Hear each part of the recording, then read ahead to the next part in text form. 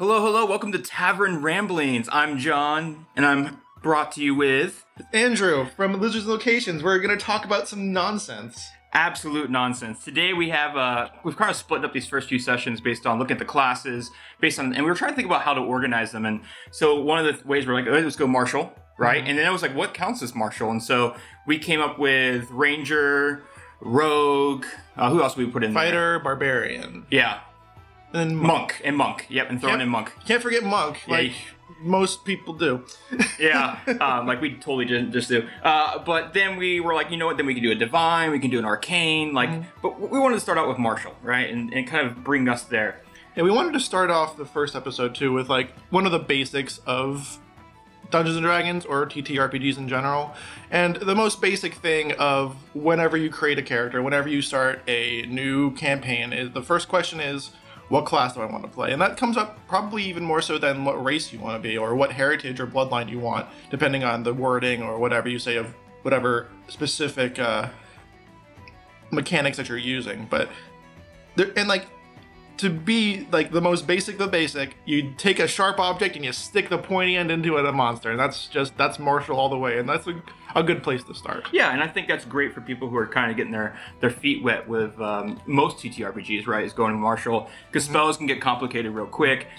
Being the support class healer can also, because you have to balance support with role playing, and then also how offensive do I want to be. Yeah, we're summoning the spirit of Mary in this discussion, who specifically hates looking at spell charts and spell lists and picking out spells and all that stuff, which is understandable.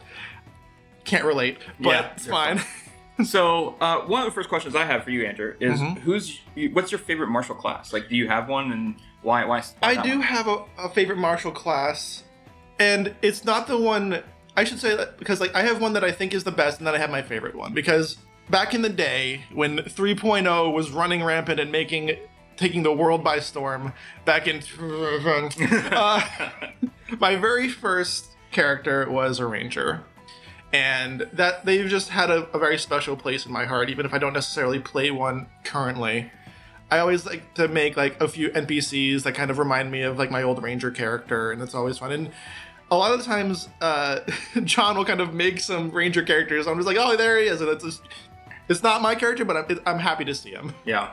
And I'm glad you brought up Ranger, because that was my first class as well. I played Draco, and I grew up reading Driz Duerden books by R.A. Salvatore, and I just loved, he was a Drow Ranger, by the way, and it was just so cool to kind of have that. And now Rangers kind of, we'll get there. They've kind of lost their way a little bit, which is ironic considering they're the tracking specialists. Yeah. At least back then. Survival checks galore. Yeah, like that was the whole thing, was like you had a ranger, and he was like, back in 3.0, the reason you would take a ranger is because he had like all of the two-weapon fighting feats just built into it, back when feats were like a big deal.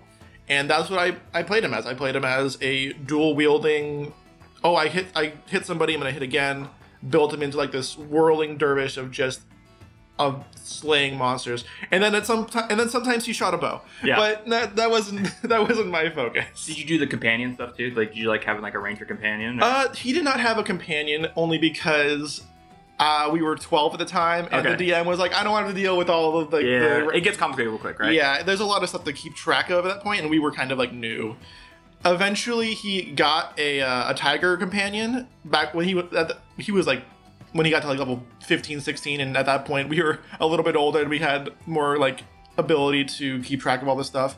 And he was actually the only character that I've ever gotten to level 20 from 1. Oh shit, yeah. Like, we went from 1 to 20. So there will be cussing if you've watched this. Yeah, we're gonna earn that explicit tag. But like this was his adventures went over the course of like 5 to 6 years. So like. And we played all the time because we were kids. We had nothing else to do. Yeah. And this was before everyone had a smartphone. It sounds wonderful. I don't know. Where's the negative side of this? Yeah, well. Oh, well, you're bored? Oh, well, go outside. Yeah.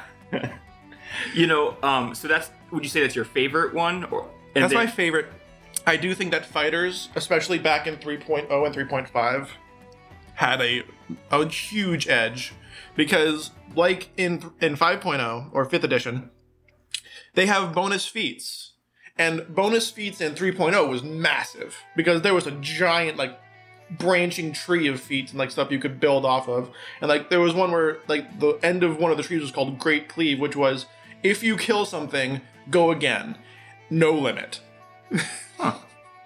It was wild. And there wasn't even like it was very horde breaker in a way. Exactly, yeah.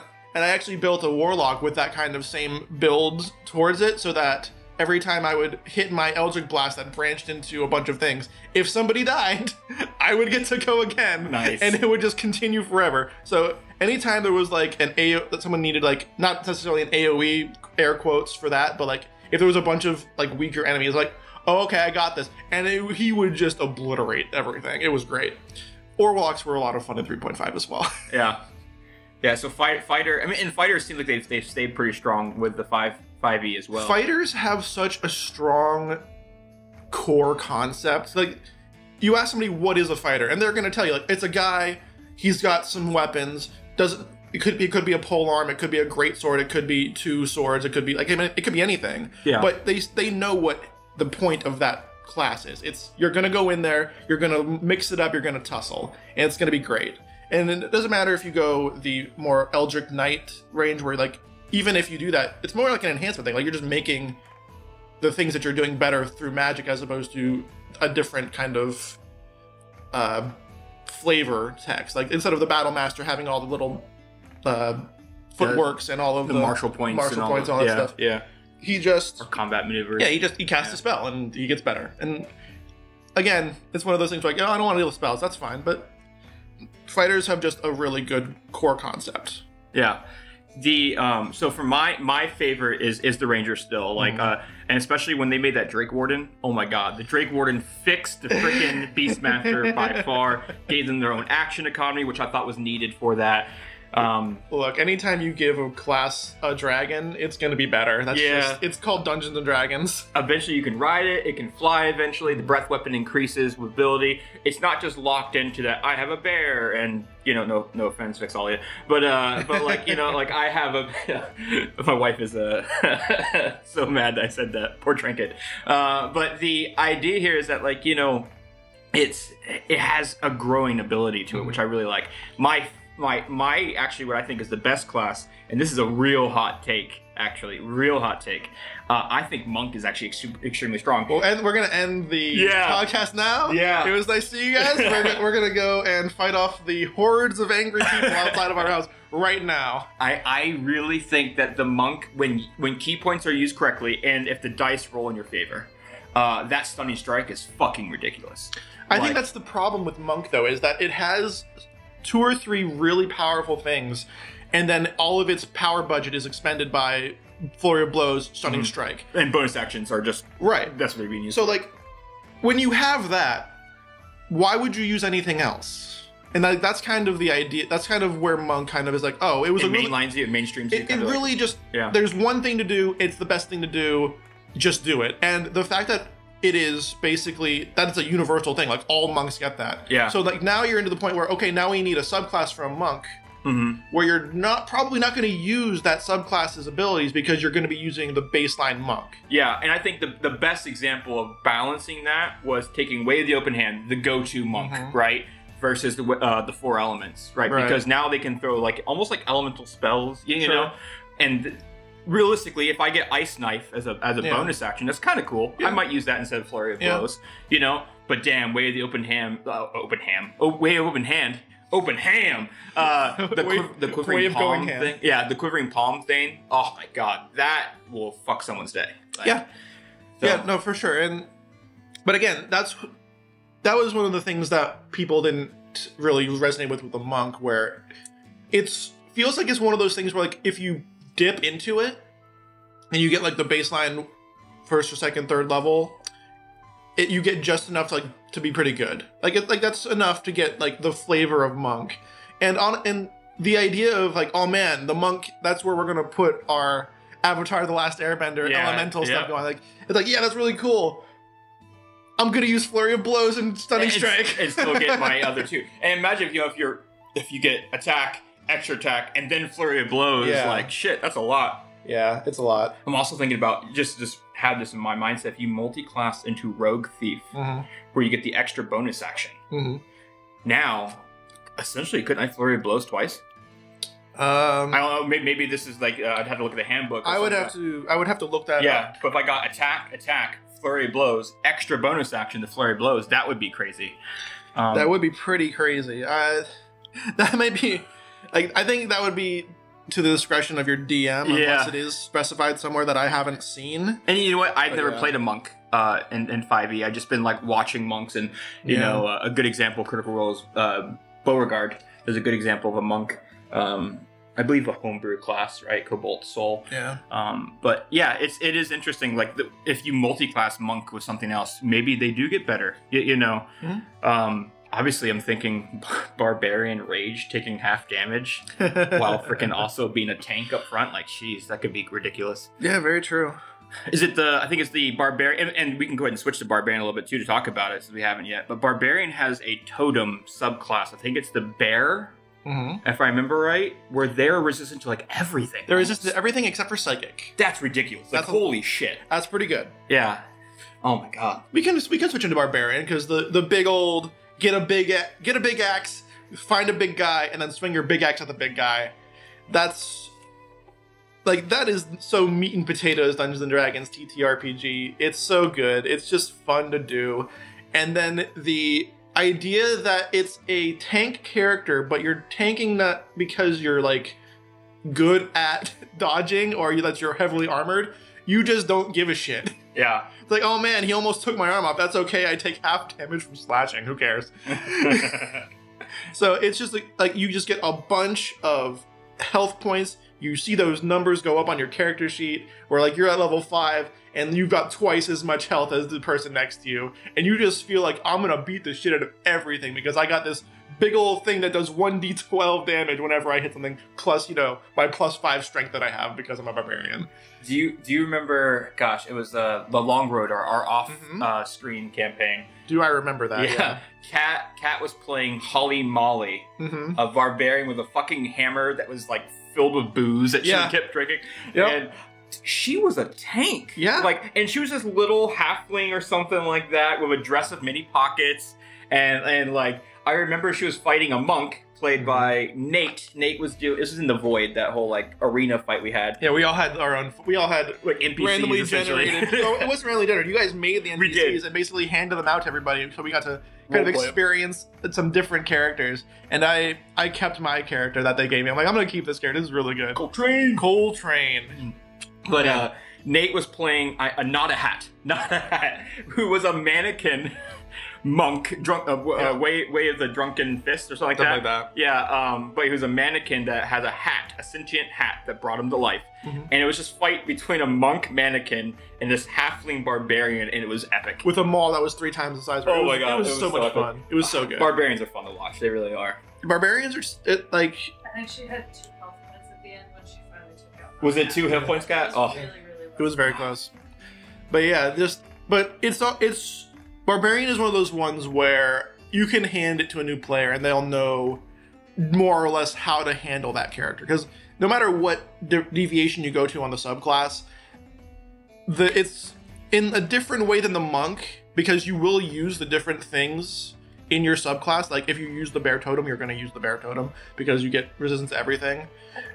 Like that's the specific subclass that you have to go, and like a specific path down that subclass. So like that's a very niche thing that you can choose to do, but you're always going to be like the big guy who goes in and does some stuff, or you know, you could subvert it and be like a goblin that's just a little spinny, like but you like going Beyblade on people. Yeah, but, I think that kind of brings us a little bit into the next question too, with stats. Yeah. Right, when you're making a barbarian or one of these martial classes, and we often remember, because we haven't talked much about rogue, but I'm sure we can definitely talk about rogue with stats, right? Rogue is definitely a outlier to the martial subsect that we're looking at here. So I think setting them aside for just a moment, we'll get to them. We love rogues. They have a different skill set, and like rangers are kind of in this too, but rangers can go either way. You're gonna want, first and foremost, Constitution. No, you want Constitution. You thought I was like, no. What you want is Constitution, because if you're a martial class, you're gonna be in the thick of it. You're in the front lines. You're a vanguard. Yeah, you're gonna be the point man. You're gonna be going out there making sure, like, if anyone's trying to mess stuff up, anyone's trying to start a fight, you're gonna be the one that's gonna be like, hey, over here, me, please. Unless you're a very specific subject of like 2 other things, but we'll get to them at a different time, in a different place. But yeah, you're gonna want Constitution. You're gonna want to be able to stay up as much as you can. You're gonna want to be resistant to poisons and that kind of thing, because there's gonna be a lot of, especially low-level characters, they have to deal with monsters that have a lot of poisons. Yeah. You're gonna have traps from like kobolds and goblins that are gonna have a lot of poisons. And just to kind of clarify for the audience, when you say poisons, you mean both poison damage, right? But also the poison stat. You got to make Constitution saves. I feel like the poison stat is way more dangerous the condition of it, than right? taking poison damage. Because taking poison damage usually, like, oh yeah, you got like a poison's like needle comes in, you take 1 damage plus 1d4 plus 1d6 poison damage. Yeah, unless you're fighting like a Drow Shadow Blade, you're fine. Well, yeah, I'm talking low level. Yeah, there. yeah. If you're level 2 and they're going against Drow, you're like, oh, okay, hold on a second now. But what's good for that? Dope monk shit. Dope monk shit. Dope monk shit will help. Well, yeah, because that's definitely something else. But yeah, you want Constitution, I think. First and foremost, you're never gonna you might not necessarily want to put that as like your main stat, but you want it to be at least your secondary stat. It's crucial that you do not dump Constitution. Yeah, and Constitution is one of those things that, like, one, it levels with you, right? Your HP just constantly gets bigger. If you ever take the tough feat, or we're not going to talk feats really, but like if you get to those other things, Constitution would be role playing, getting drunk, right? Yeah. It makes a difference there. Absolutely. And boy, do some barbarians like to drink when we typecast them, That's. Or at least D&D characters just like to drink. How about that? D&D characters like to drink, and barbarians are very Dungeons and Dragons. It's very like, hey, we went out, we beat the dragon, we're gonna drink. Like, that's just kind of, it makes, that's the role play you want to do, because it's just the stereotypical one, at least. If you're like me and you've done it for 20 years, like taverns, like that's fun. Like, Yeah. But you want to get to like the meat and potatoes if you're like me, but that's neither here nor there, really. So would you say that the class or the weapon affects when you think strength or dex? Like, because martial classes, you gotta think one of those, right? Strength or dex.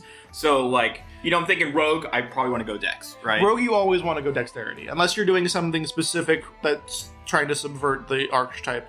But ranger's interesting, right? Ranger's kind of different. Rangers, I feel like rangers appear different, and like you can do interesting things with rangers, but there are so many things on the ranger's kit that lends itself to dexterity, like the 2-weapon fighting. Like to do that, you need probably a finesse weapon, a lighter finesse weapon. You're thinking scimitar, short sword, something along those lines. And then like the opposite, what you're doing is like an archery thing. Archery, you're gonna need dex for that. Yeah. Ranger leans towards dex, and it's one of those things where it's one of the limitations of 5th edition, where dexterity is just like kind of like the uber stat, where like there's so many things that go off of dexterity. Like you get your initiative, you get like some bit to your armor class, dexterity based like finesse weapons and archer. Stealth is really important. Acrobatics, if your DM which can sub sometimes for athletics. Well, that's what right? I'm saying. If your DM is benevolent and like I was like, yes, you can use acrobatics if you want to. Like in a new setting, dexterity is always like somebody who's new to DMing or new to playing the game. You're going to want to do dexterity, because that's going to be the thing that makes the most sense. It's going to have the most impact on your gameplay.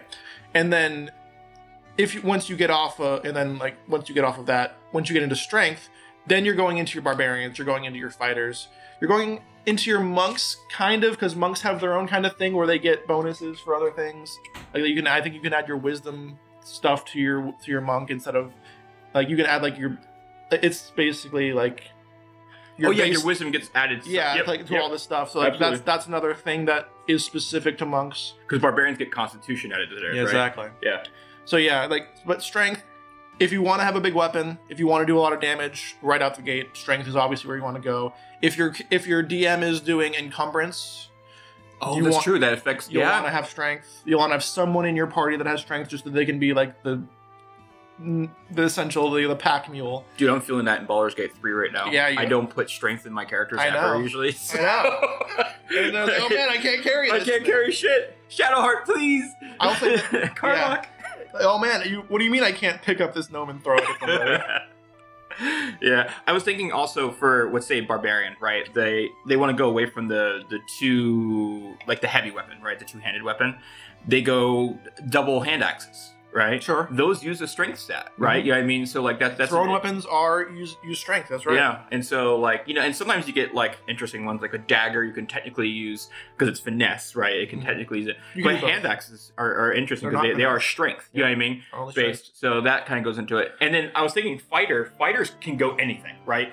I can have a heavy strength fighter, or I can be Percy and be all dex. You know what I mean? And so and that's what I was talking about earlier. When you talk about a fighter, like they're so versatile in what they can do. There's so many different ways you can go about. You can use your different like fighting styles. Like and you can go the opposite way too. You can be a defensive fighter as well. Mm-hmm. You just get a big shield, try and protect people. Take the defense fighting style, or whatever it's called. Yeah, we do like a +1 to your AC. Yeah. And then you get some feats like Sentinel, and it's very difficult for you to be just pushed off of whoever you're trying to protect. I mean, think of that too. You take heavy armor, which has, let's say, an 18 AC, right?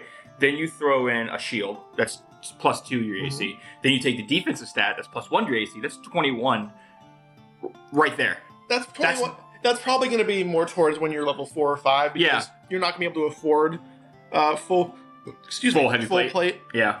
You're going to go medium armor probably at first. You're probably going to have a medium armor. Yeah. Or if you have a heavy armor, it's going to be like splint mail. Or it's not going to be your full splint scale, something along those lines. It's not going to be like full plates, full 18 decks with like all this stuff. You're going to have some issues with that. But yeah, no.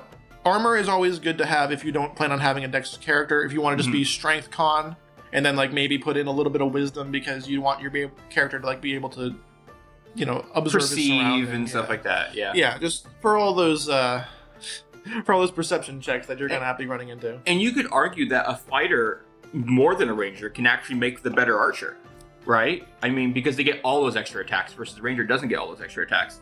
So the ranger might get more of a status effect range. Like I'm thinking ensnaring strike and those kind of things. Bramble. What's the conjure barrage? Yeah. But a fighter can get eventually at some point 4 or 5 attacks. Yeah. Like I'm just trying to think of like if you build it correctly, and you go full hog. Yeah, min max it if you're min maxing for archery, fighters will do more than rangers. And then action surge. Right. but then rangers have they're more consistent because you can only use action surge so many times. Rangers can do almost, I would say, like 90% of a maxed out fighter, but while still retaining a lot of the other things that the fighter would give up in order to get that particular damage range. Yeah.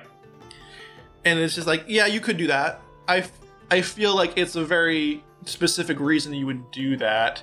Because if you wanted to be an archer, like you could be a fighter archer, but like a lot of the fighter, like the power association, the power budget that they give them, a lot of it is to help you do melee things. So like, yeah, you could. Like, it's one of those things. Like, you could make an archery fighter. Absolutely, you could. There's nothing to stop you. But if you want to make an archer, ranger is given so many more like tools to achieve that. Yeah. As opposed to and by tools to achieve that, I mean they're literally, it's baked into their class. Yeah. Because fighters get like the extra feats and they get the extra stuff, and you can use those to get feats to make you. It's like level 4, level 6, level 8. Well, 4 you always get one. And I think it's level 6. The fighter and the rogue gets an extra one, and then level 10, I believe. Yeah, because they get 2 extra ones. Yeah, because they get 2 extra feats, which is funny because back in 3.0, fighters got like, I want to say 11 extra feats. Oh fuck! Yeah, wow. It was rough. Yeah, it was a lot. But neither here nor there. Going back to the stats, it just depends on what you're building at that point. But Constitution's always going to be good. Dexterity is always going to be good. Strength is good for if you're building that big hulky boy.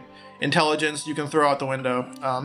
Yeah, well, and I was going to actually kind of lead into that. So we have those 3 physical stats, and we have the 3 what we call like non-physical mental stats. The mental right? stats, yeah. And so the 3 physical seem to be the primary stats of the martial class. Absolutely. And then would you say the other 3 are like role-playing stats, like how you want your character to come across? Unless you're playing charisma. Unless you're playing a rogue. Rogues benefit from intelligence more so than most. Okay, like you're thinking like the mastermind or the thief. Or even the arcane trickster, because casting. Because casting takes intelligence. Yeah, that's absolutely true. So that's the only part in the martial class where like taking intelligence, taking any mental statistic is actually like a thing you would want to do. Like, okay, because you're gonna dump. If you're a rogue, you're probably gonna dump either strength, mostly strength. You're probably gonna dump strength. Yeah. So for sure, actually, that's what I would do. Yeah. So you want to get to like maybe 13 in intelligence. If you're doing like the standard point buying things that a lot of people like to do, if you're not just rolling randomly. My least favorite thing ever. Yeah. Well, we like to roll for our stats, but that's how we end up with a bunch of broken characters that just rolled through everything. And that's how we're able to kill like 4 elementals when we're not supposed to. But it's all good. Yeah. So I would get to 13 just to set yourself up as a rogue to kind of on your first ASI, you can either put that point into make it a 14, get that +2, or you can get like a half feat that gives you like some kind of special thing to do, and then also +1, and then +1, and then you still get to go to 14 +2 on your intelligence, which is pretty good for a character that's not necessarily based on the spell casting aspect of the fight of your combat. Yeah. Okay. I want to break up the deep dive for a second. Okay. If you had to think of a song, for each class, that's martial. What we got? What are we thinking? Gosh, I'm thinking. I mean, barbarian. The first thing that comes to mind for barbarian is "Burn It to the Ground" from by Nickelback, and like, shout out to Nickelback. I'm sure everyone loves that band, but like that's what I think of. Like, just high energy, high octane, just burn everything to the ground, and then until you're done. I'm going Crazy Train. Crazy Train's pretty good. Yeah. Crazy Train's pretty good. Okay, we got Fighters. Okay. I am. We Are the Champions by Queen. We Are the Champions is pretty fucking good. And what I'm thinking of is in A Knight's Tale where they do that, and it's like a bunch of knights / warriors jousting, and like that's kind of the whole thing is like. That's the same kind of high energy, but without like the recklessness of the barbarian kind of baked into it. Like you're not trying to burn things to the ground. You're just trying to win. Yeah. Like that's what fighters seem to me is like they're the ones that want to win. Yeah. Not necessarily kill. They just want to be the best. Dude, I got nothing. Maybe We Will Rock You, also by Queen, but I think either of those two, right? I think, and We Will Rock You goes into We Are the Champions, like in the original like idea of it. So yeah. Okay. Rogues. I'm thinking this is weird. Yeah. This is a callback. Pink Panther. Badu, badu, badu. Like just like the sneaky jazz sax, How am I supposed to beat that? If you never played a rogue and had that song going through your mind while you're doing sneaky shit, I don't really know what to tell you, because that's such a perfect archetype of a rogue is the Pink Panther. Like even if you go back to like the actual like live action Pink Panther, where he's just this like I'm just the little guy, I'm just doing this thing, and no one don't take me seriously, and then just a bunch of weird shit happens. That's really good. I do like that's I don't know if I can beat the Pink Panther. That's all good. What about Ranger? Thinking, welcome to the jungle. Welcome to the jungle. Damn. Or welcome to the Feywild, according to Cat. Yeah. Welcome to the jungle is like, it's the same kind of like thing where it's high energy, but it's got a little bit of whimsy to it. Okay. Last one, Monk. Monks. Because like I'm trying to think of like what. Because like, I'm just thinking of like all those old school like martial art movies. Like, and you know what? I immediately thought Kung Fu Panda's soundtrack. Yeah. And then I immediately switched it with Rocky. Yeah. You know what I mean? Da-da-da, yeah, you know what I mean? Just like, and then I was like, I've never thought of a boxing monk before, but now I kind of want to make a boxing monk, like just freaking Rocky Balboa as a monk. You know what would be good for it? Eye of the Tiger. Eye of the Tiger would be really good. Eye of the Tiger would work for monk very well. That would be good. Because they've got that kind of like intense focus that they're trying to kind of give you in that in that song. So yeah, I think that's a good little foray of really musical sprinklings for all of our classes. Wisdom is good. It's just good. If you're doing point buy, maybe just leave it at like 12, just so you can get +1 to your perception, just to give you something. If you're doing rolls, make it probably like your 4th highest stat, I guess. I don't know. That's a tough one.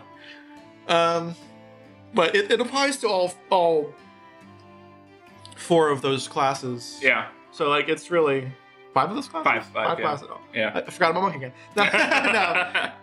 No, it's just a good stat for things depending on what you want to do. But wisdom is a casting stat first and foremost. That's going to be more towards for a different episode. But yeah, I mean, wisdom is great for ranger, right? Obviously, you want to Yeah. like wisdom ranger. That's literally what you cast with, and survival checks, perception checks. You know, when I think ranger, I do think wisdom. That's fair. I do think that even at its most important, it's still only maybe like a secondary. Yeah, no, I think or for me, I go dex then wisdom when I make a ranger. And that's just because... And then he dies because you didn't take Constitution. Exactly. Yeah. That's exactly what happens. Yeah. But, you know, it's one of those things that, like, for me, I think martial first. And that's part of why I think we wanted to put ranger in this. Yeah. Was because we kind of think of rangers almost as martial first before they are they definitely half-druids. You know? They definitely are. No. And, like, and especially in fifth edition... Where they're weaker than 3. They're, oh, yeah, in 3.5, they were essentially a half-druid. They had a bunch of spells, they had a bunch of different things, and they've reeled that back a little bit to the detriment a little bit of the character. But like, if you want a ranger, you don't necessarily want to go down the half of a druid thing, because druids have their own things they can do that makes them martially compatible and martially, you know, adept. Mm-hmm. Like, they have their own things they can do. For a ranger, like, a ranger, I would say... It's close between this and rogue, where it's the most reliant on what you're doing in a roleplay sense. Okay. Because like ranger is inherently roleplay heavy. Like a ranger is more specific by definition than a fighter or a barbarian or even a rogue. Yeah, they're a guide. They're, you know what I mean? They're a specific kind of subset. Shit. Like they're bounty hunters. They're also forest guardians. Like, you know what I mean? Like they usually like. They encounter stuff. You know what I mean? Like they're like knights and back in the like the original guards. Like hedge knights. Yeah, hedge knights. Yeah. Like somebody who has a specific role that they're trying to portray and trying to like accomplish, and it's just more specific and therefore more role play intensive than the other classes in the martial category. And who doesn't think of Aragorn from Lord of the Rings when you think Ranger, right? Like it's not to like immediately go there. Well, I mean, and you think of Aragorn, like what was his skill set was very specialized. It was like I'm tracking, I'm doing, and like he wasn't necessarily favorite enemy of orcs. Yeah, like, you know he had a favorite enemy. Yeah, exactly. Yeah. And that's another thing about Rangers is that they have that favored enemy special class where it's like, okay, if that's not a role play heavy mechanic, I don't know what is. Yeah. Like that it's basically baking the role play into your character for you. It's really useful for new players like me who was like, okay, who do I not like? And then I think I chose like aberrations because it was like a lot of Underdark stuff going on, and there was a lot of like crazy extra planar stuff because we were 12 and we thought that was cool. Like, did it make sense really for my character to have a favorite enemy as aberrations? Not really. Like from a backstory point of view, he didn't really have that kind of like idea. But again, I cite 12. Yeah. But like, you get a little bit older, you understand like, okay, we're gonna make this into like that role play thing, and then you go into like, okay, well, if you're a bounty hunter, humanoids, specifically elves, if you specialize in that kind of thing. Are you in the city? Are you are you in the forest? Like, yeah, exactly. There's a bunch of different ways you can go, and all of it is really good in terms of roleplay. And I agree with you, wisdom is important for rangers. It's in a point-buy system, it's tough to allocate stuff to mentals when you know you're going to be fighting a bunch. Yeah. And it really just depends on if you are the main fighter. If you're the main... Like, tank, if you are the vanguard, if you are like the tank, wisdom is gonna go by the wayside, unfortunately. Like that's just how it is. You're not gonna have based on the party's needs. And... Yeah, it's like, but like, let's say if you have a paladin, or if you have a cleric, or you have a barbarian with you in the party, then you can start to be like, okay, now I can kind of ease off on the maybe Constitution isn't a secondary stat. Maybe you can make that your tertiary, and then the secondary can go into wisdom, like you say. Yeah, that might make a bit more sense because you don't have to be worried about somebody running up to you specifically and punching your face off. Yeah, I mean, and you know, he's not on camera. Draco was weird. I actually, this is weird. Constitution was his fourth stat. Intelligence was his third because I knew from the beginning I was going to multi-class him into wizard. Right. So like that was why because you know he went to a Drow school of magic, and so like he had that background that was going to happen. Yeah. Yeah. Okay. So, and then obviously, if we were to talk about charisma, it's literally the most roleplay of all. Right? That is 100%. Are you suave? You know, like, that's up to you. Yeah. I'm gonna that's charisma. If you're not playing Bard. specifically a bard, a warlock, or a sorcerer, Yep. it is a what do you want to do? Mm-hmm. Because there's really no reason to have charisma. And you can have fun either way with it, right? Oh, true. Yeah. Making a low charisma character can be very fun. Failing skill checks, while it feels bad in the moment when you see the dice roll, it can be fun either way. Yep. Like, you can have some fun with it.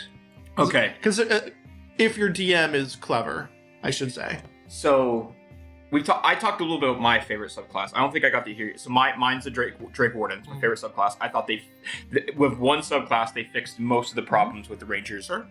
Beast Master subclass. Do you have a favorite subclass in the martial area of things? Of Ranger or everything else? Any martial. Any martial. Oh boy.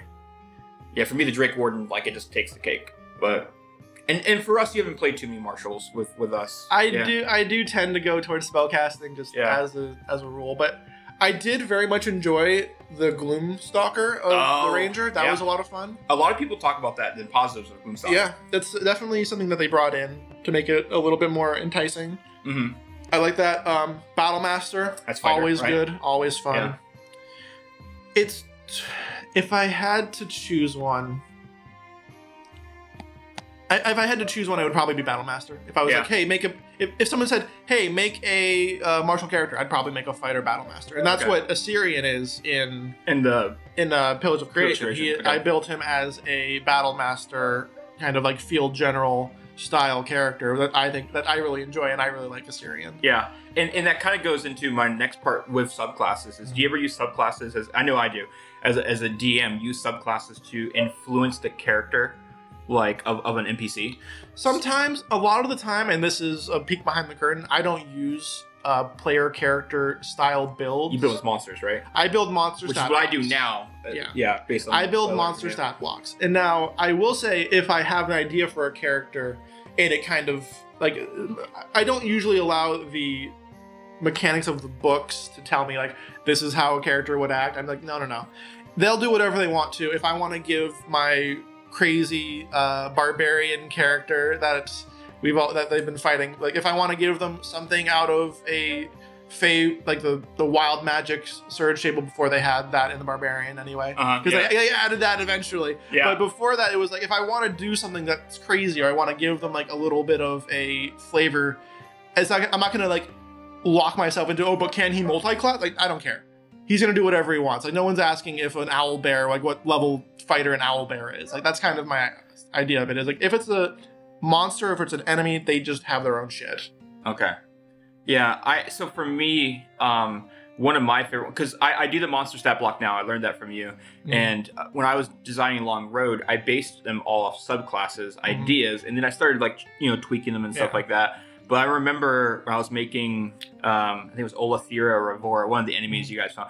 I fell in love, not with the mechanics of the subclass, but the idea of a mastermind rogue. Sure. Holy shit, that's cool. Like, make Sherlock a bad guy. You know what I mean? Like, you make Moriarty. And that was like, oh, okay, that kind of opens up. So I kind of use, even to this day, even though I'm making monster stat blocks, I use subclasses as this is a specialty, right?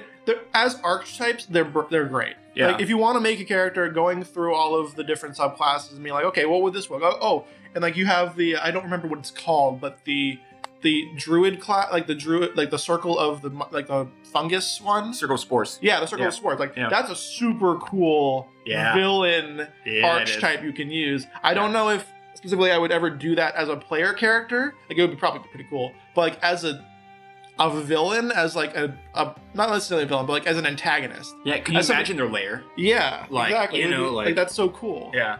I think in Circle of Wildfire would be a cool one too. Someone who just wants to burn. You know what I mean? Like, it's like, and that's the kind of thing where like as archetypes to build characters off of, excellent. They may not all be, balanced. You don't need to pull the mechanics. But yeah. Like, oh yeah, what is the mechanic of the Circle of Spores? Like, I don't know, who cares? Yeah, they make mushrooms, whatever. But you know what? You can take that idea and roll with it. And you can have your own spin on it, which is one of the best parts of being a DM, is just you have your ideas and you just can do whatever you want with them. Yeah. Okay. The next thing I wanted to talk to you about was we all know that the Unearthed Arcana, the UA, is going around. Has there been positives and negatives that you would like to talk about with the martial classes specifically? Like, you and I have talked a lot about the big one, right? We know what the good one we like is. The good one we like. We'll save off that for a little bit. Yeah. But, like, honestly, there hasn't been a lot of changes besides that. Martials have stayed pretty same. They basically, because martials have the best core concepts that are just kind of like, you know what a barbarian is, you know what a rogue is, you know what all these things are. I don't know if I've seen anything in the UA that really kind of like makes me look at them any better or worse. Like they kind of like all just did the thing that they did. Like, okay, they're a little bit, some of them are a little bit better, some of them are a lot better. The ranger, there was some good ranger things that they basically just gave them more things. Yeah, like Conjure Barrage is now a class feat. It's not a spell you have to take. Right. It's a feature you get. Right, and that could be like argue like, is that a change? Like, it's kind of a change, but it's not really anything. Like, I don't have to dedicate a spell slot. Yeah, it's one of those things where like they've brought they're trying to take the more magic out of the ranger, just have it be like it's magic, but it's not mechanically magic. Yeah, it's just a thing you can do with the magic that you're using, and I think that's better because the less magic like specific mechanics you have in a martial class, I think the more people are gonna be like, oh, okay, like, oh, I can just do that. Okay, cool, great. Yeah.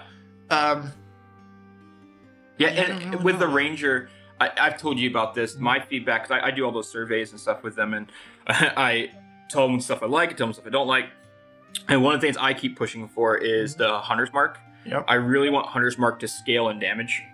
There's no reason why it doesn't. Like, start it at a D4, D6, whatever it is, and then D8, D10, D12. Yeah, I mean, and like, just have it increase at 5th level, 7th, like 5th. Yeah. What is it? What is it? 9th, 5th, 9th, something like 13th that. or something. Like that. Yeah, the same ones that or 6th, 11th, and something. And 6th. Yeah.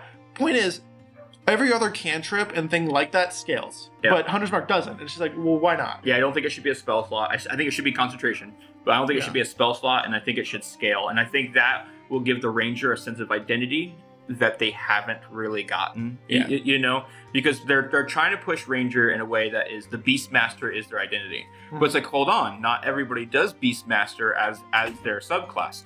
Not me. I love Beastmaster. I don't love their mechanic, but I love the idea of it. But it is interesting that I would like to see ranger get more of a special identity. Like barbarians have rage, rogues have sneak attack, monks have, it was called key points. I think they're trying to change it to discipline points. I don't know if that's going to stick. That was just what they were doing. And then fighters have their eventually they get battle maneuvers, and like they get their extra attacks and their upscaled stuff. So I would personally like to see rangers have a little bit more autonomy, a little bit more identification. Yeah, they need their own thing that they do besides having Hunter's Mark. But yeah, so that's really all. I think, let's be honest, most of the UA stuff is going towards the arcane and divine, right? That's where they're spending their time. Yeah. And the rogues have gotten stronger, which I don't think it was needed, but they got stronger. I was going to bring that up too. Like I was looking it up, trying to look it up because I forget what the actual changes they made to cunning action were, because they added like a couple different things to it. The big thing was the sneak attack. The sneak attack now has you can sacrifice a dice. Let's say you have 3d6. You can sacrifice 1d6 to add an effect or a condition. That's right. And that's it's fucking great. That sounded so cool. It's tactical as hell. And I'm like, you spent so much time doing that. Can we just spend a little on Ranger? But it's so cool. I love it. I think it brings more thinking to the game, which is what I like. I think that's the best martial change they made, was the letting rogues do things that are not necessarily the big explosion of damage. Yeah. But like, oh yeah, well now he's poisoned, or like he trips or something like that. It's like, it's just a cool way to give them basically a different way to do the thing that the other classes are now going to be able to do with the weapon abilities. Yeah, and there's a sacrifice to it, right? Absolutely. There's a sense of like almost like what's that? What, Blood Hunter, where you sacrifice hit points based on a hemocraft die, and you can now have an effect, a condition in your attack. Very cool. And I think that rogues are not doing blood, but they're doing sneak attack. They're giving them sneak attack. Yeah, they're giving up the opening that they see to, instead of just plunging a knife into it, like, oh, okay, I'm gonna cut him like under the hamstring, or I'm gonna like poison. I'm gonna apply a poison. I'm gonna slow him down. I'm gonna cause the. One of the biggest things that I love rogues in different media that I really wish they would bring back in Dungeons & Dragons is poisons. Oh yeah. Like poisons were, and this is coming from somebody who played Rogue in Wrath of the Lich King Cataclysm in World of Warcraft, where like poisons were the whole thing. If you were an assassination rogue, like the poisons were so cool because like you had like one that applied a dot, one that applied like a slow, one that just did extra damage, one that made it that like broke concentration. Like that was really cool. Like those are different things you could do depending on what you were doing, where you're going, what your opponent, like the different, like your different opponents require different skills. It was just cool to have that kind of thing put into the game where now you have an ability that, and even if they don't put this into UA, I may just have it anyway because it's so cool. I just might put it into my campaigns. Like I just think that's really neat. Yeah. But yeah, like and. It's just, but yeah, that's my favorite one. And that's what I like about the feedback that with UA and stuff like that is that I saw the weapon masteries. I was like, I'm taking it. Absolutely, it's beautiful. I want to like just tweak it a little, but it was bring it. Yeah, I mean, even if they decide we're not going to have it, which they said they're going to keep it. They're going to keep it. Yeah. But yeah, I mean, like I love taking like Kickstarters are great for this. You mentioned poisons. I have a whole Kickstarter I need to share with you on poisons. Sounds like it. And you know what I mean? Like it's so great. And someone did this Kickstarter. I supported. I wish I could shout out to them right now. I'll have to find it and tweet it out. But it was a Kickstarter of all these different poisons, how to get the ingredients, what the effect is, and it was just beautiful. I was just like, thank you. Like this is the more in-depth role play I like as a DM and as a character. It's one of the cool things about Baldur's Gate 3 is you can dip in the potions. Yeah, that is fun. You know what I mean? And like, that's a cool little thing. It's like, I would do that if I had drow poison on me, yeah, or like wyvern toxin, or if there was a giant brazier full of fire. Like, oh yeah, let me just put my axe in there and have it on fire now. Like, that's just cool as hell. It is really cool. Okay, well, I think it's our time for a break in our deep dive. Kat, I think it's time for scenes from the hat with Kat. I don't have a hat, but you can roll the dice. Okay, you can roll. Go ahead and roll. It's a good thing And you have to roll that D16. But don't count 15 and 16. No, I counted 15. Yes! Yes. Yay. All right. And if you don't have a 16-sided die, you're not the only one. Eventually.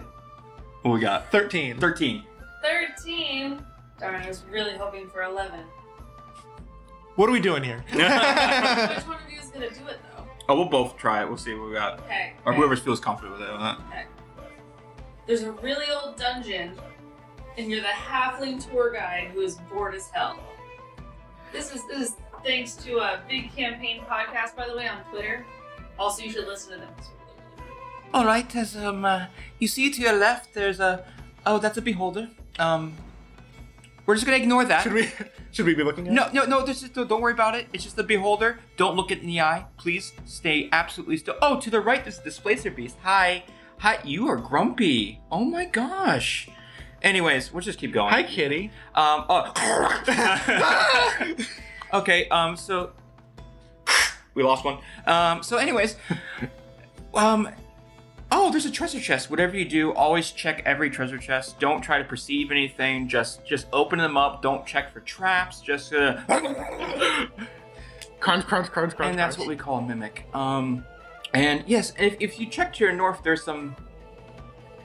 That's just fungus. I've been told they're called toadstools.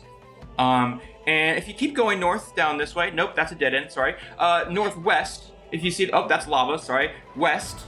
Nope, that's acid. All right, southwest.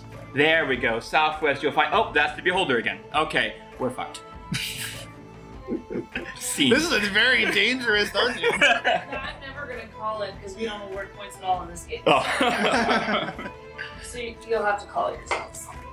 But that was beautifully done. I was definitely listening and not at all watching a cute, adorable dog on Facebook. The displacer beast? It's a cat. Are they cats? They're cats. Are they? Okay. They're panthers. They're like panthers, yeah, alright. Yeah. Alright, we'll go ahead and roll again. So we got... Another one, alright. Oh, dangerous. Don't roll 13. It was cocked. It was cocked blocked. How is it cocked? It just keeps rolling. It was the side. It rolled against the side and then stopped. 12. Oh, good, not 13. Yes. Window washer, or washers, at the Tower of Science? And y'all can decide what science means. It was in quotes when Anywhere But Now from Twitter We know them from Twitter. They're also a really cool podcast. Go listen to them. Yeah, they put it in this. Both be window washers there. Yeah, okay. My squeegee's broken. Yeah, what the heck was I'm that? sorry. Yeah. I need to get it wet. Maybe. Oh, is that? Are they dissecting someone? Someone or something. What is that? That thing has like 4 different appendages. It has tentacles too. Yeah, well, I was trying to be polite, but yeah. Yeah. What are they doing? Is it? Okay. Okay, going in the hamstring. We're gonna find. I got nothing. Is that a leg? I don't know if that's. Oh shit, that's not a leg. What is it? That's a third leg. Oh shit. Okay. Well, no wonder they're studying it. Jeez. Damn. I hope they get something out of that. Yeah. Jeez. Not that we get paid enough for that kind of thing. God. I can't wait for the potion they make out of that thing, huh? Yeah, it's true. Yeah, for sure. Hard as a rock. Wet as a squeegee. No. Beautifully done. Wonderful. The puppy saved the person who had a seizure. Oh, that's. Fun fact I'm about sorry about that part, but the god, the puppy. That's wild. Yeah, jeez. We got a subplot going on. Thanks for following that up. Really did a really good job. Should we do one more? One more? Do a third one? It's yours, your podcast. One more. Roll it good. Roll 10. 8. Damn it. Okay, what we got? An instrument tuner at a magical instrument shop, also from Anywhere But Now. They're a podcast about Doctor Who. Oh, nice. Try out this lute.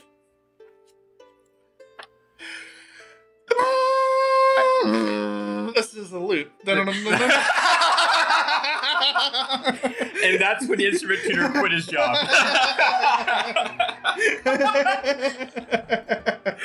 It doesn't get better than that. Scene. Do you think I said flute? No, there's a joke. Oh my god, I thought you actually. No. So is he making the noises then in this? He's making his own noise. Because I was about to say, because you guys can't see, but he held it like a clarinet too. So I was like, not even a flute at this point. Like, I don't know what the fuck is going on. It could have been a recorder. An oboe. Yeah. Shout out to oboist. Oboist? Oboist. A Bowie. A Bowie. A Bowie. David Bowie's. More than one Bowie. All right. That had nothing to do with it being magical, but there you go. Well, thank you, Kat, for seeing that. Thanks to all our friends on Twitter, Mastodon, Hive, and Instagram. And look out for that tweet when we keep posting those to keep adding to them. All right. Next up on the list, best non-D&D characters, example of martial classes. I think we already used Aragorn. Use right? Aragorn, yeah, that's true. Driz, well, he's technically D&D based. Forgotten Realms. Also a ranger. Yeah. Barbarian. Who we got for Barbarian? Let's think Barbarian. Conan. Conan Barbarian is always a good pretty. one. I feel so like. I feel mad at myself that was my example though. You know what I mean? Like that I used such a shitty. No offense if you like Conan, but like just. Such a relevant topic from the current age of media. I'm trying to think of like actual barbarians that they've used, but a lot of the times, even if you have like an angry character, they usually just make them fighters. Yeah. Let me think. Barbarian. A Juggernaut from X-Men. Yes. You know Absolutely. I mean? That's pretty good, right? Absolutely.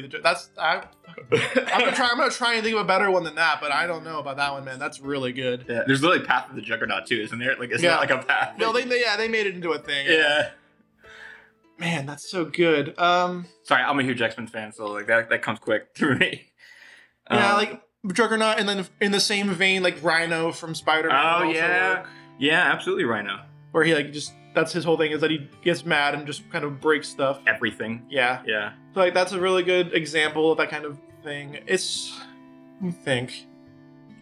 In a way, I know he's really thin and stuff like that. Like he doesn't like match that like beefy. Carnage is kind of barbarian in a way, but he's also like got symbiote stuff going on, so it's very different. Yeah, but he's maybe a few levels in barbarian. The thing about Carnage is that he has like he like creates stuff out of his body, right? Like a lot of the things that Carnage does is that he'll like summon blades and shit. So like Great Warlock is what you're thinking? yeah, so he's like, because he has that kind of like warlock kind of feel to him. Yeah. Like yes, he is angry for sure all the time. That's part of his character. He just doesn't have and he's not like impervious to damage either. Yeah. Like if you hit Carnage, he's gonna go flying and he's probably gonna make like a bunch of weird noises and then dissipate and then come back together or some shit because he's wild.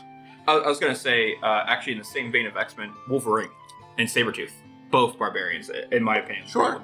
Because that healing factor acting like a tank. They definitely Like have, resistance. they definitely have that kind of Rage. feel to them, and they definitely, they're both very. Why angry. did we not say Rage Against the Machine, by the way, as our song for Barbarian? Because I was busy doing Burn to the Ground. Also, Rage Against the It's a Machine band. is not a song. That's true. Bulls on Parade, right? Yeah, well, I mean, Yeah. Okay. Okay. So that's Barbarian. We got Rangers already. We got You know, Rangers. they're everywhere. 'Cause literally, Rangers are so popular in media, right? right. Fighter. Man, fighters just everywhere. I'm thinking Robin Hood would be a fighter. Robin Hood would be He's a also ranger. rogue, though. Robin Hood would be a ranger. He's stealing, so he's kind of rogue. He could have rogues. Yeah. He could have rogue tendencies. He's but everything. Yeah. He's a lot martial. He's a little bit of all kinds of Would things. you call Zorro a fighter? Or would you call Zorro more of a rogue? That's a hard one, right? He's more of a fighter, I think. Because he has the rapier. He has the rapier. He's definitely a dex-based fighter, if Yeah. anything. Yeah. But Acrobatic rather than athletic, because right? fighters are so just like you could do anything that's a fighter. Like name a character with a sword. It's just anything. Yeah. I mean, gosh, yeah, you're right. King Arthur is a fighter, Mhm. right? In other media, Lancelot, fighter. Yep. Would you call Deadpool a fighter? I don't know what I would call Deadpool. Yeah, Deadpool. I have no idea what Deadpool is. He's like Ryan Reynolds. What do you think? What is Deadpool? He's like a freaking barbarian fighter rogue. Yeah. He's his own thing for sure. Yeah, fighters, jeez. Like It's hard because paladins make a lot of... They're like, paladins are in media a lot, yeah. too, right? Because like when I think Judge Dredd, I think paladin, kind of, in a way. Sure, because he's got like a moral code that he's Yeah. going by specifically. Yeah, because like fighters are usually side characters to other like, and like that not to be mean to fighters, but like that's But just yeah. how it usually is. Because like you have the fighter, and they're like they can be really good at something like freaking Russell Crowe from Gladiator. He would be a fighter. Yeah. Oh, good example. Yeah. Like that would like his character that Maximus I don't. Decimus, Yeah, there we go. Yeah, Really Maximus. Maximus. He would be a really good fighter, like example of a fighter, because like he's clever enough to do what he needs to do, but he goes in and he wants to win because or he dies. So Yeah, that's so true. I think a fighter would be good for that kind of thing. Gladiators would be a great example. of that. Any gladiator character would be a good fighter. Let's see, what else do we have? What other things are there? Gosh, man, and like you said, fighters are actually, it's hard to think of because there's so many of them, Mhm. but they're usually in the background or they're the side character that gets killed off. Yeah, like Gimli would be a fighter. Yeah, like that, yeah. but like you don't think of him yeah, like that because like fighter, more than anything else, fighter tends to be still counts as one though. yeah, because like fighters tend to be the status of being a fighter tends to go underneath the status of something else that they're doing. Mm-hmm. Because like Gimli, like when you think of Gimli, do you think of fighter? No, you think of dwarf for better or worse. Like he's like the dwarf introduction that the audience has to dwarves. Like that's how they think dwarves are. John Wick. John Wick would be a great example of a fighter. Absolutely, I think that's a good like a D20 modern fighter would be Yeah. John Wick for sure. Yeah. Okay. Like a really wide array of things that he's good with, a lot of different abilities and different like styles of fighting. and multi-tack for days. Yeah, and then you attacks 3 times every Action freaking- surge. every second. Yeah, for sure. I think John Wick is a good one. Yeah. Okay, what about rogues? Rogues, I think are like, I'm thinking Gambit. From, Gambit, X-Men. absolutely. I can say Nightcrawler. I think Nightcrawler would be a rogue. Nightcrawler would be Kind of swashbuckler-ish. He's definitely rogue-ish, but the fact that he uses like extra dimensional. I mean, he could be like an arcane trickster kind of rogue, Yeah. and then he has like a specialty in teleportation magic. Yeah, that, okay, that yeah. would absolutely little work. Misty Step. Yeah, Yeah. Okay. Yeah, he's a good example. rogues, and then a lot of Like I said, I think Robin Hood is that multi. Like he could be ranger or rogue. absolutely, yeah. And then this is just a good example of a rogue would be like Kevin McAllister from freaking Oh Home my Alone. god, yeah. Using everything. That's good. That's really good. That's the kind of thing I think of when I think of rogues. Like they're trying to think of what they can use in their surroundings, how they can get an advantage. Because that's what rogues are. Like they want to get that advantage, they can use sneak attack. Like Yeah. So yeah, that's a good example I think would be of a rogue like character. The guy in Ocean's 11 who does all the acrobatics. Yeah, I don't remember his name. I can't remember his name, but Yeah, the Grease Man from the Grease Ocean's Man. 11. Yeah, he was he's a pretty good. one.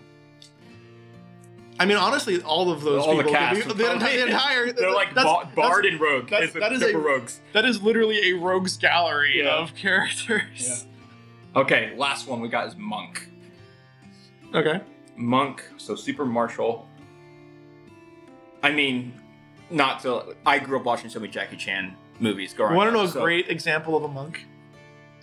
Obi-Wan Kenobi. Obi-Wan Kenobi. He is the most monk character So I can zen. think of. Yeah. Qui-Gon Jinn. Monk. Well, you could say any Jedi, really, yeah, but yeah. when I think Well, of Anakin. well, yeah, that's true. That's true. Any responsible Be careful Jedi. with that one. Yeah, fair enough. Fair enough. Any Jedi Master? How about? Oh, Yeah. there are some that didn't get Yeah, it. he never That, achieved the but rank. like that is a monk style, just organization of just warrior monks essentially. Yeah. And then you can go into like Aang. Aang is Mhm. basically a Aang's a really good monk, is a example. monk. I was thinking of there was these movies I used to watch, great foreign film starring Donnie Yen, called Ip Man, Mhm. based on the teacher of Bruce Lee, Yeah. Wing Chun. I can't Yep. remember the name of the martial arts. Any Beautiful movies if you ever get a chance to watch them. anytime Jackie Chan or Bruce Lee is on your television screen, Yeah. he's probably portraying a monk of some kind. Yeah, I'm trying to think of because that's more of like Eastern Asian culture of it. What about Western? A Western monk? Yeah, It's tough to say because the monastic orders of the Western styles are like specifically like Catholic. religious. Yep. Or some Benedictine semblance. monks and like going through. Yeah. And like a lot of them aren't the kind of warriors you would think of because like Western monks are more like clerics okay.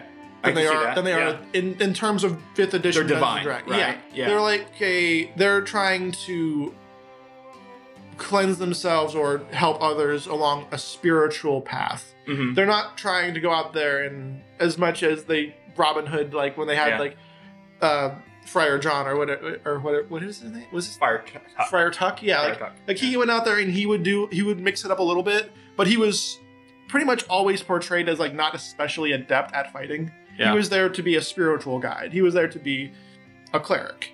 So I was gonna say Captain Falcon.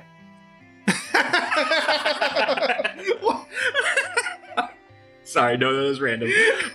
No, I was. Falcon. Yeah, I was thinking. I got too hung up on the martial there. But you know what? I think Donatello and Michelangelo. Bow staff, Yes, nunchucks. absolutely. I think Like- I think all four of You them think all four? absolutely Okay. would be monks. Those are really Western books, though, if you're still on the Western. That's true. I actually don't know much about the origins of Teenage Mutant Ninja Turtles. To be fair, But it's definitely in the based on- name is ninja, so ninja yeah, is it's Eastern definitely based on philosophy. old Japanese culture. Yeah, It's a Western take on the Eastern Adopted philosophy. by a rat who teaches them martial Yeah. arts. I mean, yeah, and the new movie has Jackie Chan voicing Splinter. So Well, it just becomes down to what you consider to be East, because like it's a Western take on an Eastern tradition. Because like they are called ninjas, they do kind of use stealth a little bit, but if you ever watch a Teenage Mutant Ninja Turtles like show or comic, they're not exactly stealthy. yeah, They're It's very flamboyant. cowabunga. They're very flamboyant. They're very in your face. They're very like devil may care kind of roguish almost. Yeah. But their fighting styles and their coordination and their focus is very monk-like because while they are kind of like silly because they're supposed to be teenagers, yeah. they are shown to be very like focused and centered. Neo from Matrix. Matrix. Maybe Morpheus. Maybe Morpheus might be a better example. Actually, I think Morpheus is a better example because Neo is kind of like, I guess Neo would work too because like if anybody that is like tapping into that kind of inner power, even if in the context of the Matrix is an external like effect that they are kind of tapping into. Yeah. Well, like you could say the same thing about Ki or the elements or anything True, like that. you could so. absolutely. So yeah, Neo would be a good monk character as well. Okay. He definitely has the freaking like stunning strike going. He has like the deflect missiles thing going. So he definitely has that feel of a monk, of like a science fiction monk. But yeah, I could see it for sure. Okay. Last thing, we're getting ready to wrap up here. It's been a good hour with us. I'm putting you on the spot. You ready? As ready as I'll ever be. You're a DM, and you got an advertised product, magic product of some type. Go. What magical item are you just gonna fabricate into thin air here? All right. Put you on the spot, man. Yeah, that's a tough one. Yeah. We'll call this magic item infomercial. All right. So here what we have is, bear with me, this magical bottle that you see here in front of you is, first of all, exquisitely crafted. However, if you look at the bottom here, you can see a small dial that you can turn, and you click, and it clicks the dial, and it fills up with like different liquids that you can have. Like here's one that's full of water. It's a standard. What can you do? But if you ever had been like, man, what if we had something a little bit cooler? And he clicks it and it turns into this amber colored liquid. Like now we have, well, it's whiskey. I wouldn't drink it, but it can have other medicinal and combative properties. This is what they're making at the Tower of Intelligence, right? The Tower of Science, yeah. Tower of Science. Yeah, and the last one is Viagra. The next one, and then he clicks the next one, and it turns into like this viscous oil that you can pour out, and it just gets like this oil slick, and then like just different little thing, like, and he clicks it the one time before the last one, and it is just almost like this glistening, like not fluorescent, but like iridescent liquid that you can kind of like pop the top off of, and it just kind of like vaporizes instantly, and this cloud of smoke comes out, and you can like kind of use it as a smoke screen. And then the last one is like, and this one, it is just this bright blue liquid. And then this one's for fun. And he takes a drink. It fades it. Camera starts to fade out. Fades away, yeah. Call now. Supplies limited. Your bottle of everything. Bottle of everything. I love it. All right, I think that's all the time we have for this one. Thank you so much for joining us at Tavern Ramblings. Yeah. Brought to you by Losers and Locations. I'm John, brought to you with Andrew, it's me. And then thank you, Kat, for helping us moderate this. Oh, I'm waving. Yeah, wave at the mic. For nobody. Wave at the mic. But thank you so much for joining us. This is the first one. This has been something on our heads that we wanted to do for a while. And thank you for people who responded. Apparently, we got quite a few Twitter responses and stuff like that. People were sending us suggestions for the hat. Even more than the 16 I wrote down, but they were a little complicated for Well, I love complications. That's great, though. Yeah. I mean, and to be fair, it's more like, oh, it's something that we had in our heads. It's more something like, if we don't do this, what ends up happening is we'll just talk about nothing for an hour while we're trying to play Dungeons and Dragons. And then like, Final Fantasy, and then we'll talk about... Yeah, so it's basically just John and I talk about a lot of stuff, and everyone else wants us to get it over with so we can do other things. But hey, I love talking about nerdy shit. I love talking about tabletop RPGs, and I can't wait to do the rest of it. Yeah. Do the Divine one, do the Arcane one, see what else we can think of. And then after that, who knows what we're going to do. Yeah, start diving into some other stuff. And we're really excited to do this because we have a lot of thoughts we want to share. And we have a lot of things that we'd like to just kind of find out about each other, right? And kind of see where we're going. And then get your thoughts. Please, tell us what your thoughts on stuff. You disagree, agree. And then always, please, subscribe. Losers and Locations. We bring both this podcast, Tavern Ramblings, as well as our multitude of campaigns that we have. And then also... well, I'm going to be editing this really soon so I can get this out there. So you'll know that we're going to have Shattermare joining us for a Dark Souls that'll be fun. show. And Andrew will be DMing that one. That's right. That's how I know it's So it's going to be so good. We're so happy. And once again... When you edit it, that might come out before this. You know what? No, I'm going to edit this quick. You just see. You just watch. Or you just listen. You just listen. All right? Can we roll yet? Can we roll yet?